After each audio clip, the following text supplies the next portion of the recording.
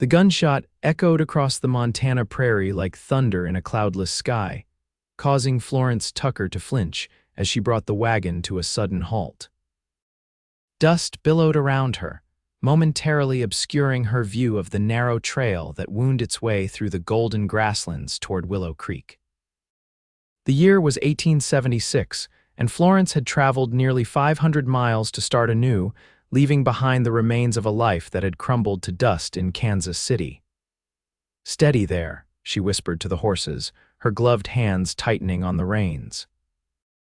At 26 years old, Florence had seen enough of the world to know that unexpected gunfire rarely heralded anything good. She squinted into the distance, her heart pounding as she considered whether to continue forward or turn back to the last settlement she'd passed through.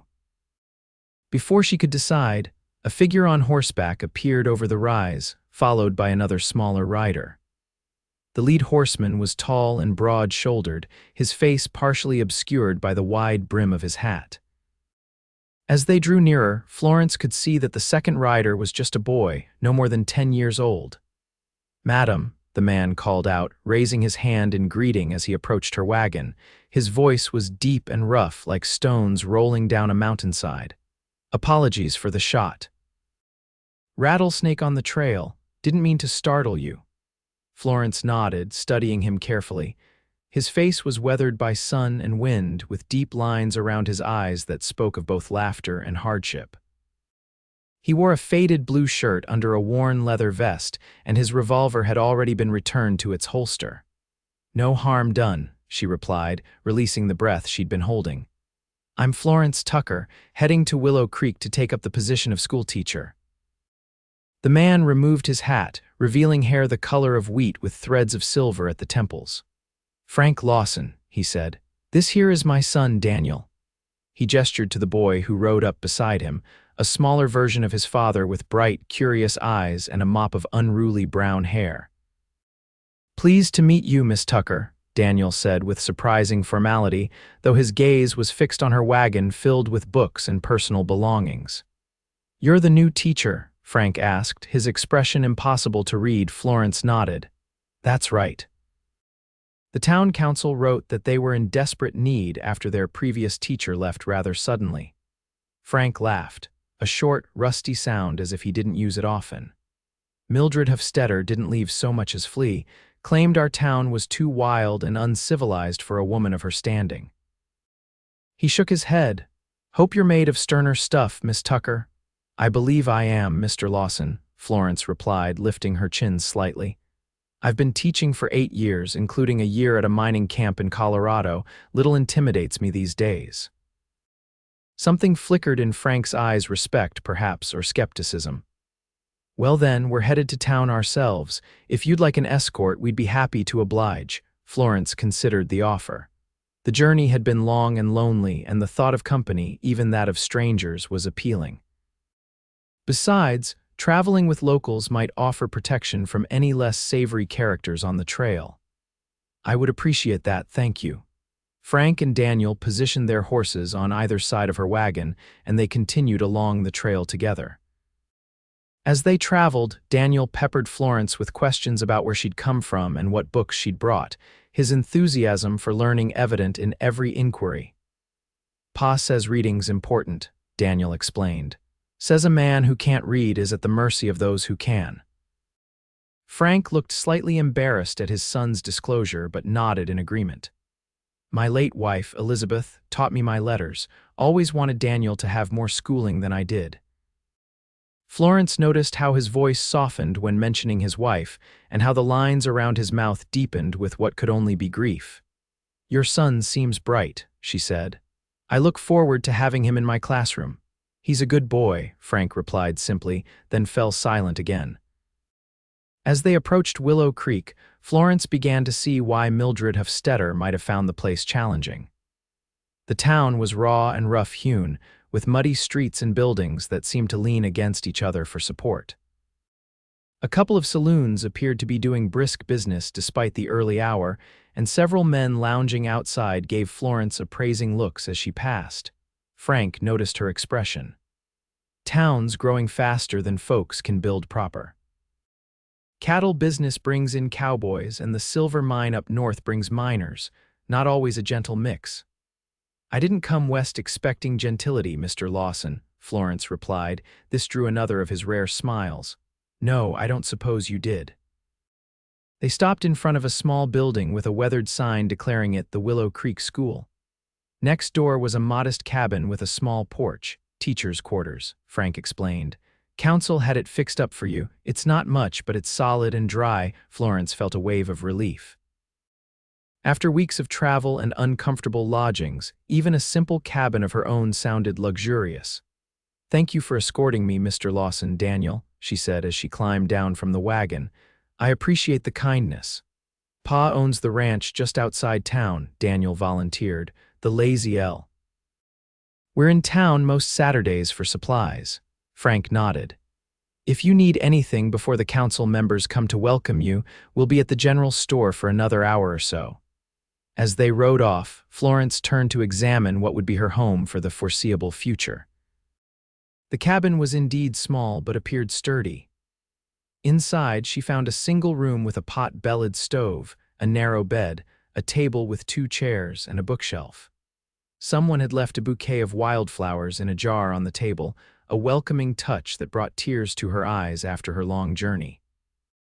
Florence had just begun unloading her belongings when a knock came at the door.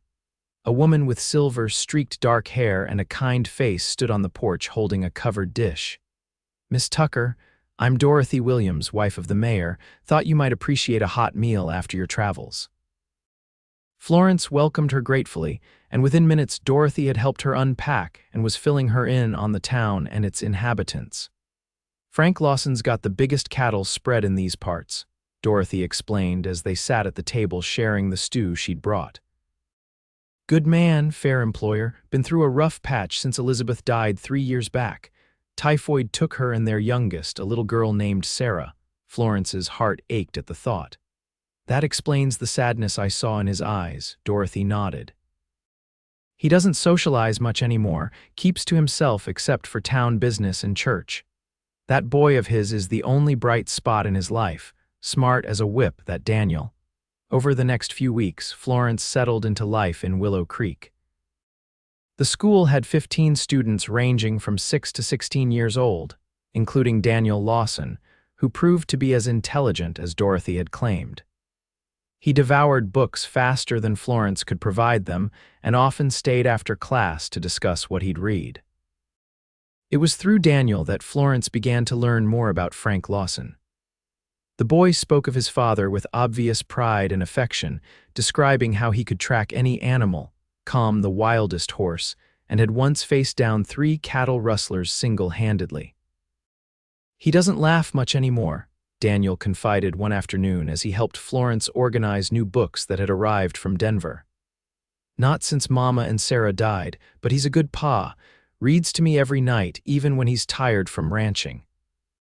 Florence felt herself increasingly curious about the widower rancher who rarely came to town, but was spoken of with respect by everyone she met. When she did catch glimpses of him on his Saturday visits, he always tipped his hat politely, but seemed to avoid extended conversation. One stormy afternoon in late October, school had just been dismissed when the skies opened with a vengeance. Rain pounded the schoolhouse roof as Florence hurried the last students out to waiting parents. She was surprised to see Frank Lawson step through the door, water streaming from his slicker. Mr. Lawson, she greeted him. I wasn't expecting you today. Storm's going to get worse, he explained. Didn't want Daniel riding home alone in it. He glanced around the empty classroom. Where is he? Florence felt a flutter of concern. He left with the Cooper's boy about 10 minutes ago, said they were heading to the general store before going home. Frank frowned. They shouldn't be on the trail in this weather. I'd better find them before they leave town. I'll come with you, Florence said, grabbing her shawl. 2 sets of eyes are better than one. They hurried through the downpour to the general store, but the shopkeeper hadn't seen either boy. With growing concern, they checked the livery stable and several other establishments without success. They might have headed out already, Frank said, his voice tight with worry. The creek could be rising with this rain if they tried to cross. Florence laid a hand on his arm. We'll find them, Mr. Lawson. Together they rode out of town, Frank on his horse and Florence on a borrowed mare from the livery. The rain was relentless, turning the trail to mud and reducing visibility to mere yards. They had gone about 2 miles when Frank suddenly reined in. There. He shouted over the storm, pointing to a stand of cottonwoods near the now swollen creek. 2 horses were tied to a tree, and beneath its partial shelter, 2 soaked boys huddled together. Frank was off his horse in an instant, striding toward his son with a mixture of relief and anger. Daniel. What in blazes were you thinking? Daniel looked up, his face pale with cold and fear. Pa, the creek was too high to cross. Jimmy's horse threw a shoe, and we didn't know what to do. Frank pulled his son into a brief, fierce hug before examining both boys for injuries. You did right not trying to cross, but you should have gone back to town. We were scared you'd be mad we were late, Jimmy Cooper admitted. I'd rather have you late than drowned, Frank said gruffly. He looked at the creek, which was now a rushing torrent. We can't cross here. We'll need to head back to town and take the North Bridge. That's 5 miles out of your way, Florence pointed out, and it's nearly dark. The Lawson Ranch is just on the other side, isn't it? Frank nodded reluctantly. About half a mile beyond the creek. Then Jimmy can come home with me, Florence decided. Mrs. Cooper can collect him when the storm passes, and you should take Daniel to my cabin until morning. It doesn't make sense to risk the longer journey in this weather. Frank hesitated, but another crash of thunder decided the matter. You're right. Thank you, Miss Tucker. Back in Florence's cabin, she built up the fire while Frank helped the boys out of their wet clothes and wrapped them in blankets. She made hot coffee for the adults and cocoa for the boys, who soon fell asleep on her bed, exhausted by their ordeal. Frank sat at her small table, his large frame making the cabin seem even smaller. I'm sorry to impose on you like this, he said quietly. It's no imposition, Florence assured him. I'm just glad everyone is safe. They sat in companionable silence for a while, listening to the rain pound against the roof. Daniel thinks the world of you, Frank said suddenly. Says you're the smartest person he's ever met, Florence smiled. The feeling is mutual. You've raised a remarkable son, Mr. Lawson. Frank, he corrected her, seems silly to stand on formality when we're sharing your cabin in a thunderstorm. Frank, she agreed, and I'm Florence. Something in the way he looked at her then made her heart beat faster. His eyes, which she now noticed were a deep green like pine forests, held a warmth she hadn't seen before. Elizabeth would have liked you, he said softly. She always said education was a gift beyond price. She sounds like a wonderful woman. Frank nodded, his expression distant. She was. Strong, kind, always laughing. When she and Sarah died, it felt like all the music went out of the world. He hesitated. Daniel says I don't whistle anymore. Used to do it all the time, not even knowing I was doing it. Grief changes us, Florence said gently. I lost my fiancé in a mining accident 6 years ago. For a long time, I couldn't bear to hear music because we used to sing together. Frank's gaze met hers with new understanding. Does it ever stop hurting? Not completely, she admitted. But eventually, you start to remember the joy more than the loss. They talked late into the night, sharing stories of their past lives, their hopes and disappointments. Florence told him about growing up in Ohio, losing her parents young, and being raised by an aunt who valued education and independence. Frank spoke of his childhood in Texas, coming to Montana as a young man with dreams of building a cattle empire and meeting Elizabeth when she came west as a mail-order bride. She was supposed to marry my neighbor, he confessed with a small smile. But she took one look at him and decided his temper was too mean. Asked me to take her in until she could earn enough for a ticket back east. 6 months later, we were married. As dawn broke, the storm finally passed. Frank roused Daniel and Jimmy, and Florence provided a simple breakfast of biscuits and preserves before they prepared to leave. Thank you, Frank said at the door, his hat in his hands. Not just for the shelter, but for the conversation. It's been a long time since I talked like that to anyone. You're welcome in my home anytime, Florence replied, surprised by how much she meant it. After that night, something changed between them. Frank began to find reasons to come into town more frequently. He'd stop by the school with books from his own library that he thought Daniel's classmates might enjoy, or bring fresh vegetables from his garden as the harvest came in. Florence found herself looking forward to his visits, to the slow smile that transformed his stern face, to the thoughtful conversations that often stretched into the evening. She began to accept invitations to Sunday dinners at the ranch, where she discovered that Frank was an excellent cook, and that the Lawson home, while simple, was filled with books and handcrafted furniture that spoke of care and permanence. One crisp November afternoon, Florence was supervising the older children on the playground when she noticed Daniel in intense conversation with several other boys. They kept glancing her way, then dissolving into laughter. When she approached, they scattered like quail. What was that about? She asked Daniel. The boy shuffled his feet, looking embarrassed. "Nothing, Miss Tucker. Daniel Lawson, I've never known you to lie to me before," she said gently. "What were you boys discussing?" Daniel sighed. "They were teasing me, saying my pa's sweet on you. Saying he rides into town so much these days just to see you." Florence felt heat rise to her cheeks. "And what did you say to that?" Daniel looked up at her, his expression suddenly serious. "I told them it wouldn't be such a bad thing if it was true. Pa ain't been happy since Mama died, but you make him whistle again." Florence stared at the boy, caught off guard by his perceptiveness. What do you mean I make him whistle?" "He whistles now, when he's getting ready to come to town or when he's reading your letters. He doesn't even know he's doing it." Daniel kicked at a stone. "I miss my mama something fierce, Miss Tucker, but I think she'd want Pa to be happy again." Florence didn't know how to respond, but was saved by the school bell signaling the end of recess. That night, she lay awake for hours, thinking about Frank Lawson and his son, and the new feelings that had been growing in her heart. December brought heavy snow and preparations for the town's Christmas celebration. Florence was busy organizing the school pageant, in which every child had a role to play. Daniel had been cast as one of the 3 wise men and was taking his responsibility very seriously, practicing his lines every day after school. "Pa's making me a special costume," he told Florence proudly. "And he says maybe we could invite you for Christmas dinner if you don't have other plans." Florence had been intending to accept Dorothy Williams' invitation to join her family, but the hopeful look in Daniel's eyes made her reconsider. "I would be honored to spend Christmas with you and your father," she said. The night of the pageant, the schoolhouse was packed with parents and townspeople. Florence stood at the back, watching nervously as her students performed. When Daniel delivered his lines flawlessly, she caught Frank's eye in the audience. He gave her a smile so full of pride and something deeper that it made her breath catch.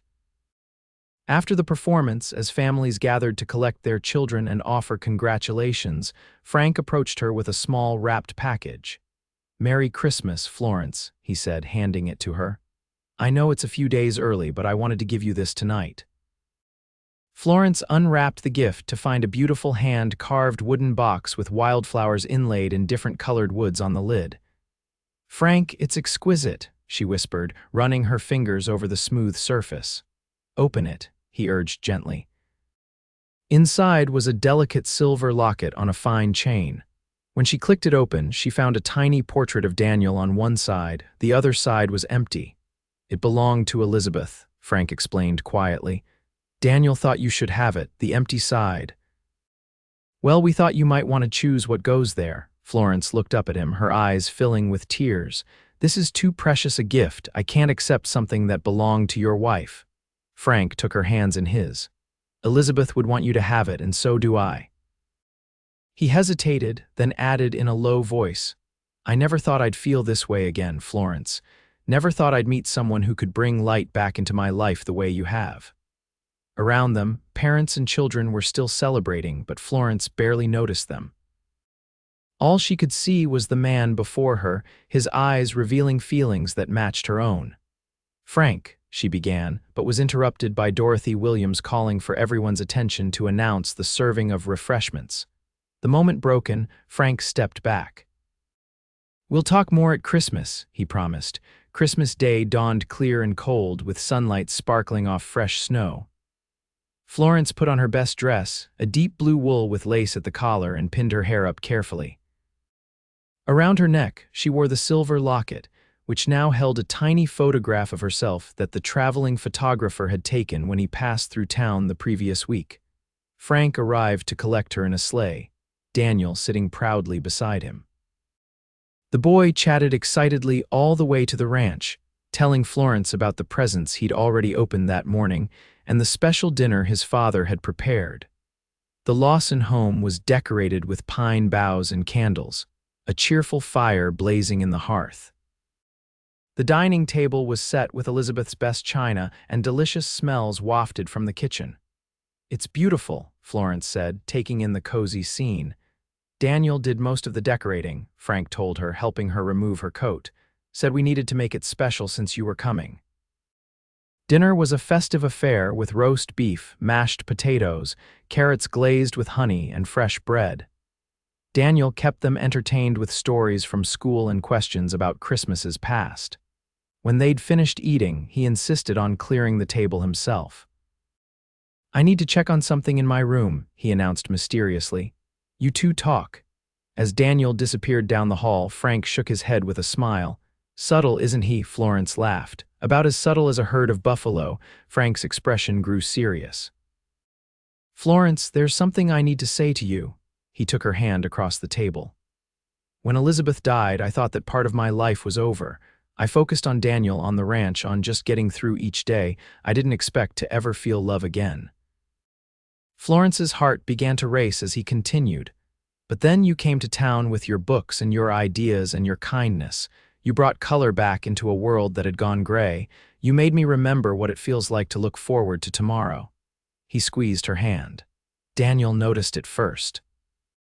Said I started whistling again after all this time."